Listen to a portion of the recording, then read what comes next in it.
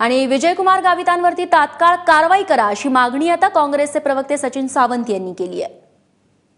विरोधी पक्षात असताना ज्या नेत्यांवरती आरोप केले त्यांना पक्षात घेतलं गेलं, त्यांचे भ्रष्टाचार त्यांतर विसरले गेले सोयीस्करपणे, त्यांना त्या ठिकाणी त्यांच्यावरती कारवाई होऊ नये याकरता सातत्यानं प्रयत्न झाले आणि आज ज्या वेळेला ठपका ठेवलेला आहे त्यावेळेला सरकारकडनं कुठलंही उत्तर येत नाही।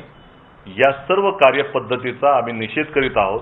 आम्ही भाजपच्या सगळ्या नेत्यांकडनं आणि माननीय मुख्यमंत्र्यांकडनं विशेषतः याचं स्पष्टीकरण मागत आहोत की विजयकुमार गावितांवरती जसं तुम्ही म्हटलं होतं तशी कारवाई कधी करणार, गुन्हा कधी दाखल करणार आणि त्यांना पक्षामध्ये अजून राजमान्यता देणार का, हा प्रश्न आम्ही आता मुख्यमंत्र्यांना विचारत आहोत। आणि या आदिवासी विकास योजनेतील घोटाळ्या प्रकरणी गावितांची प्रतिक्रिया घेण्यासाठी आम्ही त्यांच्याशी वारंवार संपर्क साधण्याचा प्रयत्न करत आहोत, मात्र सध्या तरी ते यावरती कोणतेही उत्तर देत नाहीयेत। गावित यांची ही प्रतिक्रिया यावरती अपेक्षित आहे।